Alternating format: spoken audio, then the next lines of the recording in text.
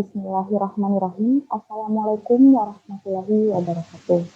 Saya Asmawati Maulana Usman dengan stambuk F1C1-19029 dari jurusan Kimia Fakultas Matematika dan Ilmu Pengetahuan Alam Universitas Halu Oleo akan mempresentasikan terkait materi untuk mata kuliah Biokimia 1, yakni air dan dasar tubuh. Sebelum kita melangkah pada materi-materi inti dari topik kita hari ini, jadi saya akan menjelaskan dulu terkait dengan apa sih buffer itu, apakah larutan buffer itu ada memang dalam tubuh. Jadi, buffer atau larutan penyangga ataupun larutan datar merupakan larutan yang mengandung campuran asam lemah dengan basa konjugatnya maupun sebaliknya, yakni mengandung larutan basa lemah dengan asam konjugatnya. Umumnya, larutan buffer ini memiliki pH larutan atau perubahan pH larutan yang sangat kecil, berbeda dengan larutan-larutan lainnya. Larutan buffer ini sangat bermanfaat bagi tubuh, khususnya dalam mencegah perubahan pH larutan dan juga menyangga keseimbangan pH dalam tubuh, seperti sistem penyangga bikarbonat yang umumnya ditemukan dalam sistem peredaran darah manusia. Baik, setelah kita mengenal apa itu buffer itu sendiri, kemudian kita akan melangkah pada materi terkait sistem buffer, jenis-jenis sistem buffer yang ada dalam tubuh manusia.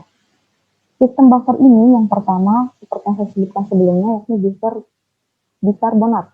Buffer bikarbonat ini umumnya didapatkan dalam jaringan sistem darah manusia yang merupakan sistem datar cairan ekstrasel, terutama dalam perubahan yang disebutkan oleh non-bikarbonat. Mekanisme dari sistem buffer ini sendiri melibatkan keseimbangan asam karbonat atau H2CO3 dan ion bikarbonat atau HCO3-, serta karbon dioksida dalam darah, dengan tujuan tidak lain dan tidak bukan adalah menjaga pH dalam darah dan duodenum dari tubuh manusia. Untuk buffer bikarbonat ini dikatalis oleh karbonat anhidrase seperti pada sistem mekanisme reaksi atau persamaan reaksi pada step ini, yakni CO2 ketika bereaksi dengan H2O akan membentuk H2CO3, kemudian akan melepaskan H+ dalam tubuh, yakni melepaskan ion H+ dan juga ion HCO3-. Untuk buffer bikarbonat ini sendiri akan bekerja pada pH normal darah, yakni 7,4. Ada beberapa kasus jika apa sih yang akan terjadi jika sistem buffer ini tidak bekerja pada pH normal itu? Apakah cenderung asam atau kurang dari 7,4 atau cenderung basa atau lebih dari 7,4? Untuk penjelasan itu sendiri akan saya jelaskan pada slide selanjutnya, tapi kita akan mengenal dulu dari jenis-jenis dari sistem buffer yang tubuh manusia. Baik, sistem buffer yang kedua adalah buffer protein. Buffer protein sendiri ini adalah buffer yang sistem dapat sama seperti buffer bikarbonat, yakni terjadi pada cairan ekstrasel, namun juga terjadi pada cairan intrasel. Protein ini sendiri merupakan komponen paling banyak dari sistem buffer pada sel dan juga darah. Metode dari sistem buffer protein ini sendiri bekerja sama dengan sistem buffer bikarbonat, di mana untuk asam lemah yang berperan dalam buffer ini adalah gugus karboksil atau min-COOH, seperti untuk senyawanya seperti asam glutamat dan juga asam aspartat. Sedangkan untuk komponen basa yang berperan dalam buffer protein ini adalah gugus amino, yakni -NH2. Selain itu juga kita mengenal istilah histidin dan juga cysteine pada sistem buffer yang kedua ini, di mana kedua komponen ini atau kedua asam amino ini paling berperan sebagai protein buffer dalam buffer protein, yakni sebagai basa lemah.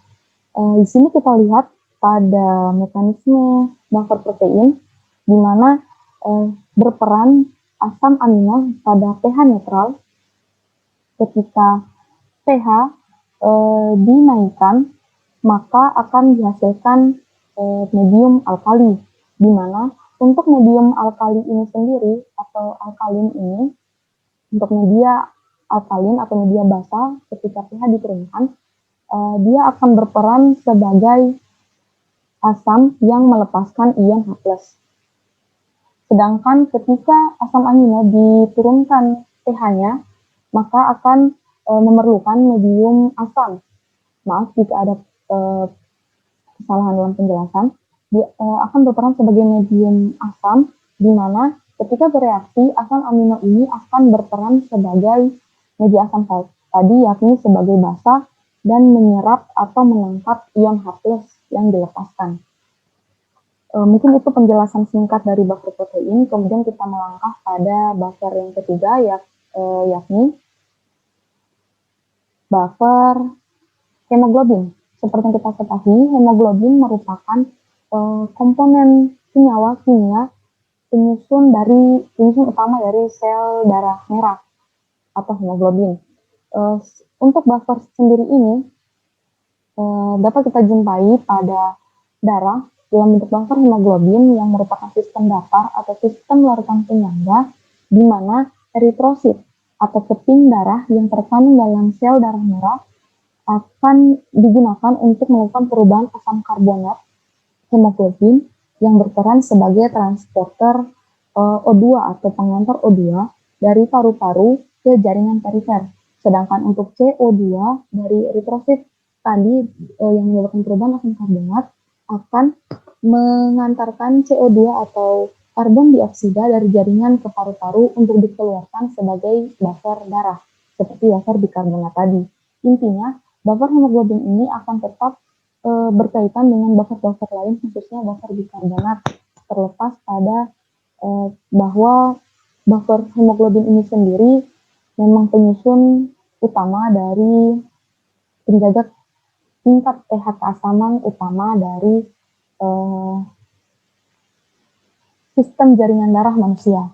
Setelah buffer darah tercapai ini atau berhasil dalam sistem jaringan darah, maka akan terlihat pada seperti reaksi di slide, di mana CO2 yang bereaksi dengan H2O atau uap air akan membentuk H2CO3 menghasilkan ion HCO3- dan juga H+, sama seperti buffer bikarbonat tadi. Dan terlihat pada slide untuk mekanisme dari buffer hemoglobin ini sendiri diawali dengan CO2 hasil metabolisme jaringan perifer diabsorpsi oleh darah. CO2 yang telah di metabolisme jaringan perifer kemudian diabsorpsi oleh darah, di mana menghasilkan karbonik anhidrase seperti pada slide, karbonik anhidrase, dan dalam eritrosit yang diubah menjadi asam karbonat atau H2CO3. Setelah diubah menjadi H2CO3, asam karbonat ini kemudian secara spontan berdisosiasi menjadi ion bikarbonat atau 2HCO3- dan juga proton dalam bentuk 2H+. Seperti reaksi yang saya jelaskan tadi sebagai buffer darah, reaksi yang telah terjadi tadi dalam jaringan perifer, Hb yang mengikat 2 proton, yakni 2H+, setiap melepaskan 4 mol oksigen, maka hemoglobin yang merupakan kapasitas buffer ini akan berubah. Pada saat hemoglobin berikatan dengan oksigen yang dalam paru-paru ini kemudian terikat dengan deoksihemoglobin, dan proton atau tadi 2H+ dilepaskan. Proton dalam bentuk H+ ini yang dilepaskan berikatan dengan ion bikarbonat, yakni 2HCO3- membentuk asam karbonat kembali seperti reaksi awalnya, yakni H2CO3. H2CO3 yang telah terbentuk setelah berikatan dengan proton akibat sistem penyangga pada saat hemoglobin berikatan dengan oksigen dalam paru-paru membentuk asam karbonat akan dienzim oleh karbonik anhidrase seperti reaksi awalnya dan dipecah kembali menjadi 2H+, dan 2CO2. Tetapi sama dengan reaksi awalnya dari pembentukan 2CO2 berikatan dengan 2H2O. Pada reaksi akhirnya juga melepaskan 2CO2 dan juga 2H2O. Sama seperti halnya kita mempelajari materi biologi, siklus ini juga sama serupa dengan siklus Krebs. Hasil dari 2CO2 dan juga 2H2O tadi, kemudian CO2 selanjutnya dikeluarkan bersama udara pernapasan seperti mekanisme kita bernafas seperti biasa. Kemudian peningkatan O2 yang selama terus berlangsung ini memaksakan pelepasan atau pengeluaran CO2 yang disebut dengan efek Bohr. Jadi, dari buffer hemoglobin ini sendiri apabila tidak terdapat buffer hemoglobin dalam tubuh, mungkin saja mekanisme tubuh kita akan kesulitan untuk menangkap oksigen maupun mengeluarkan oksigen. Jadi, proses pernafasan juga akan terganggu. Baik, kita melangkah pada buffer yang terakhir, yakni buffer fosfat. Buffer fosfat itu sendiri merupakan sistem dapar atau sistem penyangga di mana sistem ini berlaku atau mudah kita jumpai pada sistem perkemihan dan juga cairan intrasel, tapi tidak berlaku untuk cairan ekstrasel seperti buffer-buffer sebelumnya, yakni buffer bikarbonat, buffer hemoglobin, dan juga buffer protein. Buffer ini sendiri atau buffer fosfat umumnya kita jumpai di dalam air lidah yang dapat menetralisir asam yang terbentuk dari fermentasi sisa makanan serta mempertahankan pH mulut normal pada 6,8. Jadi dapat dilihat bahwa pH normal kita dalam mulut itu sekitar 6,8 atau hampir mendekati netral, namun masih cenderung sedikit asam. Penyangga dari fosfat atau buffer fosfat ini sendiri tersusun atas asam fosfat atau H2PO4- yang berada pada seluruh cairan tubuh, bukan hanya pada dalam mulut manusia atau kelenjar air lidah. Buffer fosfat ini sendiri pada penurunan pH tubuh di mana terdapat tambahan asam atau H+ akan membentuk HP asam fosfat binet. Dan pada kenaikan pH tubuh ketika bereaksi dengan basa juga akan membentuk asam fosfat, tapi bukan untuk penurunan pH tubuh ketika bereaksi dengan asam akan membentuk asam di fosfat. Sedangkan ketika bereaksi dengan basa yakni OH- akan membentuk asam fosfat. Jadi mekanismenya kalau untuk penurunan tubuh asam akan bereaksi dengan asam fosfat membentuk asam difosfat, dan pada kenaikan pH tubuh asam difosfat bereaksi kembali dengan basa atau OH- membentuk asam fosfat semula. Setelah kita mengenal berbagai jenis dari buffer yang ada dalam sistem tubuh manusia, selanjutnya kita akan mengenal pengaturan sistem keseimbangan asam basa. Seperti tadi saya menjelaskan ada buffer yang bekerja pada cairan intrasel, ada buffer yang bekerja pada cairan ekstrasel. Namun ada juga buffer dalam tubuh manusia yang bekerja pada kedua jenis cairan ini dalam sistem intra maupun ekstrasel. Untuk topik ini kita akan bahas dalam pengaturan sistem keseimbangan asam basa, di mana cairan intrasel merupakan cairan yang diperoleh dalam tubuh manusia, dalam sistem sel tubuh manusia dalam, bukan luar, di mana pada orang dewasa sekitar 2,2 dari 3 air dalam tubuhnya terdapat pada jaringan intraseluler, 2 dari 3.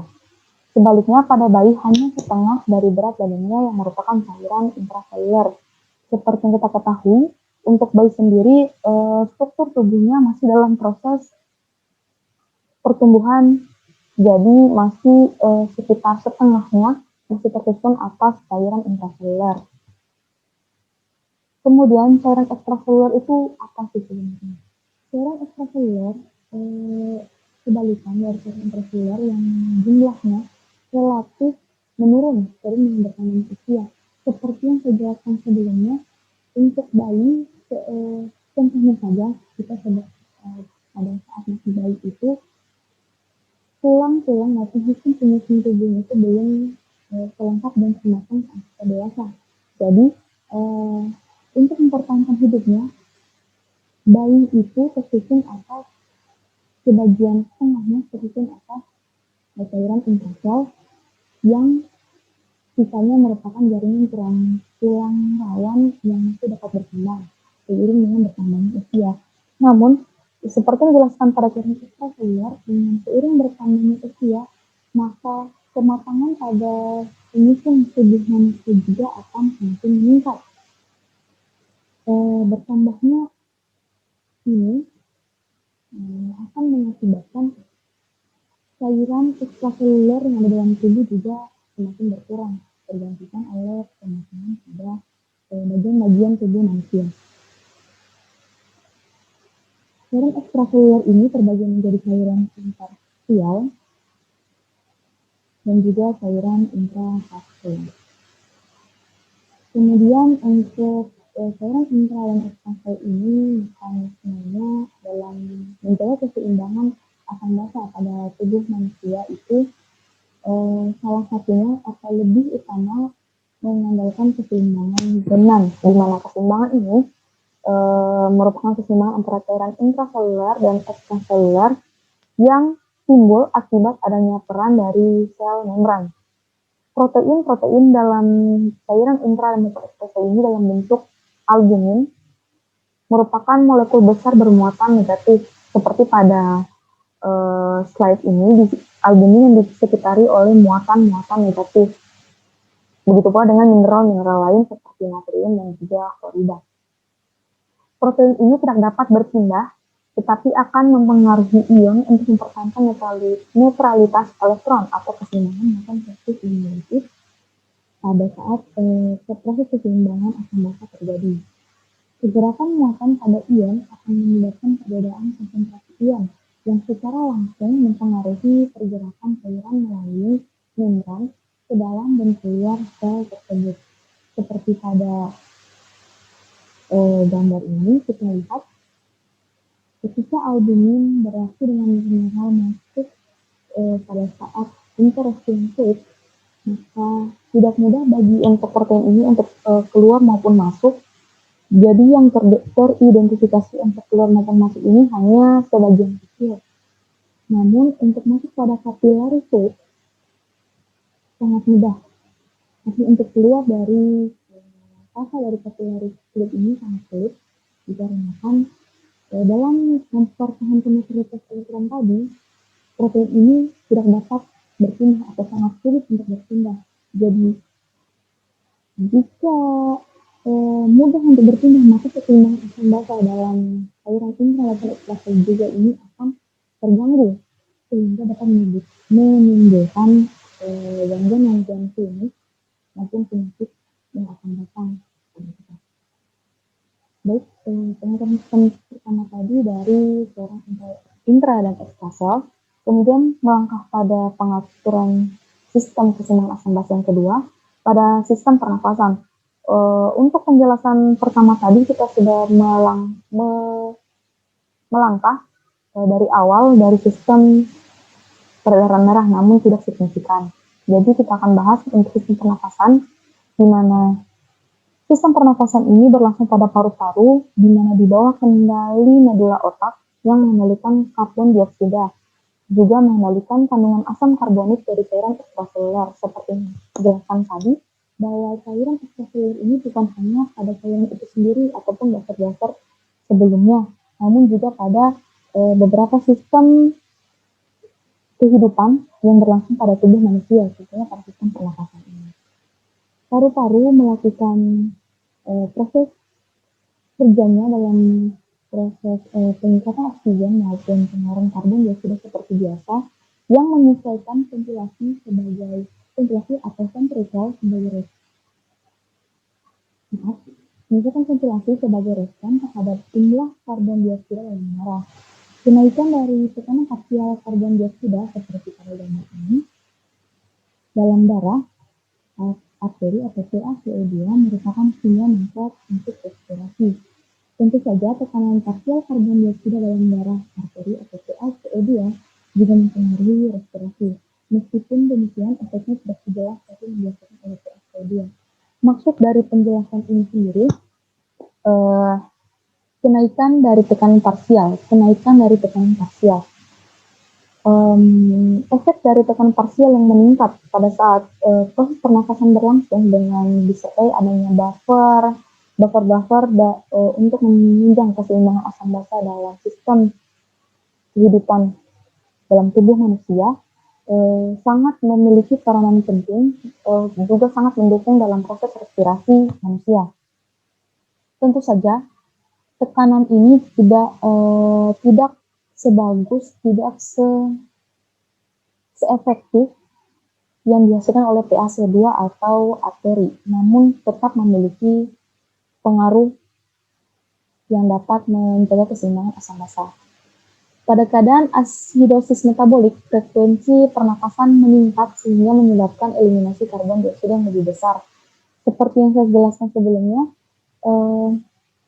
jika karbon dioksida dalam tubuh manusia itu sulit untuk dikeluarkan atau sulit untuk dilepaskan dari sistem pernafasan, tentu akan berakibat pada kesehatan manusia. Namun dalam sistem pernafasan ini sendiri, pada keadaan asidosis metabolik atau kelebihan frekuensi pernafasan tentu akan menyebabkan pengeluaran dari gas karbon dioksida hasil dari proses pernafasan juga akan semakin besar dan dapat mengurangi kelebihan asam. Sedangkan pada keadaan alkalosis metabolik, frekuensi pernafasan diturunkan dan menyebabkan penahanan karbon dioksida semakin menurun sehingga meningkatkan beban asam. Jadi peran dari darah arteri atau PaCO2 dan juga buffer asam karbonik yang berperan dalam sistem pernafasan ini akan menyebabkan keadaan dalam darah yang mengitari proses pernafasan atau sistem pernafasan paru dalam keadaan asidosis metabolik untuk mengurangi kelebihan asam dan juga pada kondisi alkalosis metabolik untuk meningkatkan beban asam. Artinya di saat proses bernafas berlangsung, kondisi asam maupun basa dalam sistem pernafasan kita itu dalam porsinya yang setara, artinya 50-50, di mana pada saat kita bernafas itu tidak menimbulkan peningkatan asam maupun juga tidak menimbulkan peningkatan basa. Jadi keseimbangan asam dan juga basa dalam tubuh itu tercapai dan juga posisi atau sistem cairan-cairan dalam tubuh ketika berlangsung itu dalam keadaan netral, tidak begitu asam maupun juga tidak begitu basa. Kita melangkah untuk yang ketiga, yakni sistem pengaturan ginjal. Ginjal sendiri ini mengatur keseimbangan asam basa dengan sekresi dan juga reabsorpsi ion hidrogen dan juga ion bikarbonat, ion hidrogen atau H+, dan juga ion bikarbonat atau H2CO3, seperti yang saya jelaskan pada buffer bikarbonat untuk penjelasan pertama dari jenis-jenis sistem buffer dalam tubuh. Pada mekanisme pengaturan oleh ginjal ini berperan 3 sistem buffer, yakni asam karbonat, buffer fosfat, dan juga pembentukan amonia atau untuk buffer protein.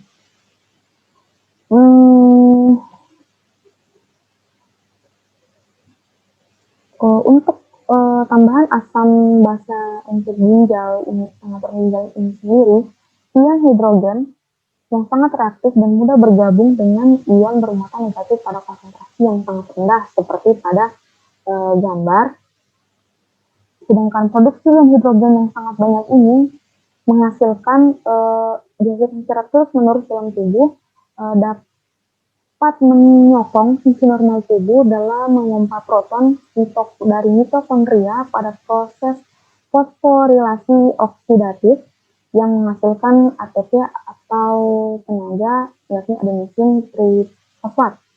Perolehan pengeluaran ion hidrogen yang sangat bervariasi dapat mempengaruhi aktivitas dan juga tingkat kesehatan manusia. Ion hidrogen dalam tubuh ini dalam proses pengaturan ginjal dapat kita peroleh dari makanan, minuman maupun proses metabolisme tubuh, di mana di dalam tubuh ion hidrogen ini terbentuk sebagai hasil metabolisme dari karbohidrat, protein, lemak, glikolisis anaerobik atau ketogenesis.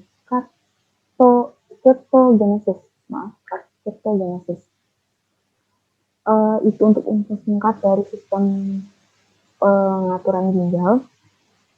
Terkait dari gambar yang terpampang pada slide ini, di mana ion hidrogen, karbon dioksida dan juga amonia disekresi ke dalam lumen tubulus dengan bantuan energi yang dihasilkan oleh mekanisme pompa natrium di basolateral tubulus.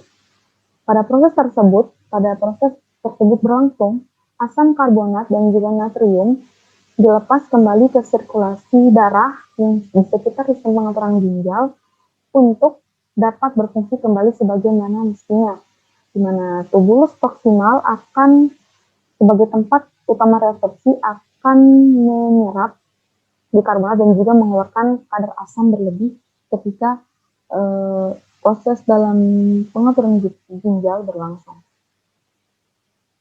Baik, seperti yang saya jelaskan sebelumnya tadi, apa sih yang akan terjadi jika di dalam tubuh kita kadar darah untuk pH-nya itu kurang dari 7,4 untuk pH darah normal maupun lebih dari 7,4. Baik, saya akan menjelaskan untuk slide ini. Tahukah kalian bahwa sebenarnya dalam darah terdapat sistem penjaga yang membantu supaya pH darah ini hampir konstan. Jadi pH darah itu tidak akan cenderung asam maupun juga cenderung basa, dikarenakan kita memiliki sistem yang dapat menjaga pH tersebut dalam konstan atau netral dan pH normal 7,4. Sistem ini disebut dengan larutan penyangga. Jadi intinya kita menjelaskan buffer dan juga cairan dalam tubuh ini saling berkaitan. Jadi jika salah satu komponen tidak ada, maka proses keseimbangan asam dan basa juga dalam tubuh ini tidak dapat tercapai atau gagal. Sistem ini disebut dengan sistem larutan penyangga yang dapat menjaga keseimbangan pH dalam darah maupun dalam tubuh manusia, di mana yang berperan sebagai asam dan larutan penyangga sistem larutan penyangga ini adalah asam bikarbonat seperti yang saya jelaskan sebelumnya, dan untuk basa konjugasinya adalah asam karbonat. Jadi untuk asam dan juga basa konjugasi ini hanya berlaku pada sistem darah. Jadi sistem yang menjaga pH darah tetap konstan itu sistem larutan penyangga dengan asamnya asam bikarbonat dan juga basa konjugasinya adalah asam karbonat dalam bentuk ion. Jadi masuknya ion basa atau OH- dari makanan maupun minuman yang mengandung basa akan ditangkap oleh senyawa penyangga. Senyawa penyangga ini diperoleh dari darah tadi, yakni seperti reaksi sebelumnya. Ketika basa bereaksi dengan asam bikarbonat akan membentuk basa konjugasi dengan menghasilkan juga uap air. Intinya ketika asam bikarbonat ini bereaksi dengan basa akan menghasilkan basa konjugasinya. Jadi tidak semerta-merta bahwa darah itu akan menghasilkan asam maupun basa saja, namun berlangsung secara bersamaan. Basa juga dihasilkan, namun juga asam dihasilkan untuk menyeimbangkan kadar basa tersebut. Senyawa penyangga yang bereaksi dengan ion H+ selalu senyawa basa. Dan yang bereaksi dengan OH- adalah senyawa penyangga asam. Seperti pada slide sebelumnya, ya, selalu yang bereaksi dengan senyawa penyangga basa akan selalu bereaksi dengan asam, dengan senyawa penyangga asam akan selalu bereaksi dengan basa. Jika ditambahkan asam bikarbonat yang diperlukan untuk menetralkan kelebihan alkalinitas atau kelebihan kadar basa dalam darah, maka karbon dioksida atau CO2 dalam bentuk gas dari paru-paru dapat diserap ulang untuk menumpuk kadar asam bikarbonat dalam darah sehingga tidak tertumpuk pada darah. Terus, jika problemanya jika konteks sebelumnya kan kita menjelaskan sistem yang dapat menjaga pH darah itu tetap konstan atau pH normal dalam 7,4. Namun kalau misalnya dalam proses pengaturan keseimbangan pH dalam darah ini gagal atau ada beberapa organ yang rusak atau yang mengalami gangguan dan menimbulkan keseimbangan dalam pH darah ini menurun maupun meningkat atau gagal, apa sih yang akan terjadi? Salah satunya adalah asidosis. Seperti yang sebelumnya, asidosis terjadi ini jika pH darah kurang dari 7,5, artinya cenderung asam atau kelebihan kadar asam dalam darah. Kondisi asam ini dapat menyebabkan gagal jantung, gagal ginjal, diabetes, dan juga diare persisten. Untuk kelebihan asam. Jika kelebihan basa dalam darah, istilahnya apa? Jadi kalau dalam sistem peredaran darah, pH darahnya lebih dari 7,5 atau lebih dari 7,4, lebih dari pH normal darah, maka akan menimbulkan gangguan kebalikan dari asidosis, yakni alkalosis. Baik, kita berpindah dari sistem buffer yang dalam tubuh manusia, kita akan melangkah pada cairan dan elektrolit dalam tubuh manusia.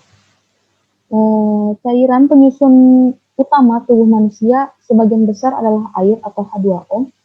Sekitar 50% sampai 70% dari berat badan manusia adalah air. Jadi, dalam tubuh manusia ini sebagian besar, terkecuali dari organ-organ itu sendiri, air yang memiliki peran penting pengisian tubuh. Air-air ini yang ada dalam tubuh manusia diperoleh dari 3 sumber, yaitu air yang dikonsumsi dalam bentuk minuman seperti air mineral, kemudian air dalam makanan seperti misalnya buah yang mengandung kadar air itu juga akan menjadi asupan kebutuhan air pengisian tubuh manusia. Dan yang ketiga adalah air metabolik. Khusus untuk air metabolik ini berasal dari oksidasi bahan makanan seperti karbohidrat, protein, dan lemak dalam proses metabolisme tubuh. Jumlah air metabolik ini bergantung pada kecepatan metabolisme seseorang. Jadi, semakin lancar proses metabolisme dalam tubuh seseorang, maka jumlah air metabolik yang dihasilkan juga akan semakin besar. Namun, kecepatan metabolisme seseorang berkurang atau gangguan, maka jumlah air dari metabolik ini juga akan berkurang. Artinya, kadar air yang diperlukan tubuh itu 50% sampai 70%. Kalau metabolismenya terganggu, maka harus dipenuhi dari luar tubuh seperti air dari air mineral tadi maupun air yang terkandung dalam makanan. Setelah kita membahas cairan dalam tubuh penyusun utama tubuh yakni air, kita melangkah pada elektrolit, di mana elektrolit ini adalah zat yang terdisosiasi dalam cairan dalam tubuh yang dibedakan menjadi ion positif atau kation dan juga ion negatif maupun anion. Kation utama dalam cairan ekstraseluler adalah sodium atau natrium atau Na+, sedangkan kation utama dalam cairan intraseluler adalah potasium atau kalium atau K+. Sedangkan untuk anion utama dalam penyusun utama dari cairan ekstraseluler adalah ion klorida dan juga bikarbonat yang sangat berperan dalam sistem buffer tadi. Sedangkan untuk anion utama dalam cairan intraseluler adalah ion fosfat atau PO43- yang kandungan elektrolit dalam plasma dan juga cairan interstisial kurang lebih sama, sehingga nilai elektrolit plasma mencerminkan komposisi dari cairan intraseluler. Seperti kita ketahui, yang saya jelaskan sebelumnya tadi, jika metabolisme tubuh itu terganggu, maka cairan dalam tubuh ini harus selalu mendapat asupan, baik dari dalam tubuh maupun dari luar tubuh. Namun, dalam kasus jika metabolisme kita terganggu, maka asupan cairan dalam tubuh ini harus diperoleh dari luar tubuh. Salah satunya adalah air minum. Untuk air ini memiliki beberapa peran penting menjaga keseimbangan cairan yang ada dalam tubuh. Yang pertama yaitu pembentukan sel dan juga cairan tubuh. Air yang ditemukan di setiap sel, jaringan, dan kompartemen tubuh berperan dalam pembentukan cairan tubuh seperti darah, cairan yang ada dalam lambung, kemudian juga membantu dalam proses pembentukan hormon dan enzim. Yang kedua adalah sebagai pengatur suhu tubuh. Sebagai pengatur suhu tubuh, saat kita berkeringat akibat melakukan kerja berat maupun olahraga atau kepanasan, itu akan melalui penguapan keringat di kulit dan juga udara nafas serta pelarut zat-zat dalam tubuh akan mengatur suhu tubuh tetap normal. Artinya zat-zat pengatur dalam tubuh ini akan dikeluarkan melalui keringat sehingga suhu dalam tubuh ini tidak terperangkap dan dikeluarkan melalui keringat tersebut. Yang ketiga adalah media transportasi zat gizi dan juga oksigen atau gas dalam darah seperti sistem peredaran darah yang melibatkan buffer bikarbonat. Kemudian air sebagai makronutrien yakni terlibat dalam seluruh reaksi hidrolisis protein maupun karbohidrat dan juga lemak pada untuk proses metabolisme. Selain itu, air juga berfungsi sebagai diproduksi dari hasil metabolisme oksidatif yang bersih substrat hidrogen yang berperan dalam proses hidrolisis protein, karbohidrat, dan lemak tadi. Selanjutnya, peran air dalam untuk tubuh, yakni air berfungsi sebagai pelumas dan bantalan pada persendian. Kemudian media pengeluaran racun dan produk sisa metabolisme seperti untuk media pengeluaran racun dan juga produk sisa metabolisme ini dapat melalui dua jalur, yakni melalui kulit berupa keringat dan juga melalui sistem ekskresi manusia berupa urin. Kemudian sebagai pengatur keseimbangan elektrolit, adanya air dalam cairan penyusun tubuh ini akan menjaga volume vaskular dan sirkulasi darah yang berperan penting dalam fungsi seluruh organ dan jaringan tubuh. Sehingga pada saat proses vaskular dan juga sirkulasi darah tidak didominasi oleh elektrolit saja, namun diseimbangkan dengan adanya air. Serta fungsi yang terakhir adalah peredam benturan. Air melindungi beberapa organ penting tubuh sehingga organ tersebut terlindung dari benturan antara lain mata, kemudian jaringan saraf dalam kantong ketuban. Baik, kita akan melangkah pada pembahasan terakhir, peran mineral dalam tubuh. Mineral ini terbagi, yang saya bahas untuk presentasi kali ini hanya sebatas 3, namun mineral ini ada banyak. Jadi, mineral pertama yang saya jelaskan kalsium. Untuk kalsium sendiri ini berfungsi menjaga kepadatan dan juga kesehatan tulang, serta berperan dalam pembekuan darah dan penyembuhan luka pada manusia, pada kulit ya. Mineral ini dapat mengaktifkan enzim pencernaan tertentu dan akan memecah makanan menjadi zat gizi,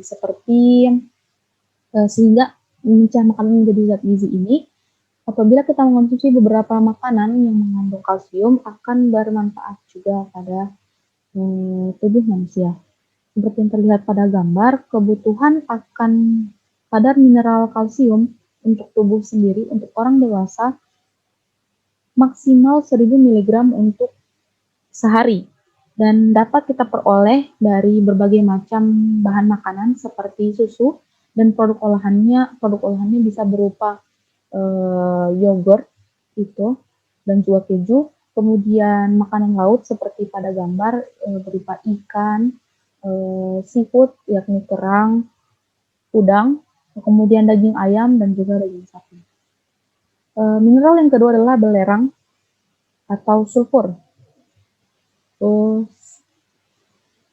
Tahukah bahwa belerang ini sangat diperlukan oleh tubuh untuk membentuk protein. Jadi jika tidak ada belerang, maka protein sebagai penyusun asam amino dan juga komponen penguat tulang akan tidak terbentuk jika tidak terdapat mineral belerang atau sulfur dalam tubuh. Mineral belerang ini akan mengubah makanan menjadi energi serta mencetak dan memperbaiki materi genetik atau DNA dalam tubuh. Seperti kalsium dan juga fosfor, belerang ini merupakan mineral yang jumlahnya paling banyak dalam tubuh. Termasuk dalam mineral makro. Kebutuhan akan belerang ini untuk orang dewasa dalam sehari sekitar 800 atau 900 gram. Tapi lebih banyak asupan dari mineral kalsium.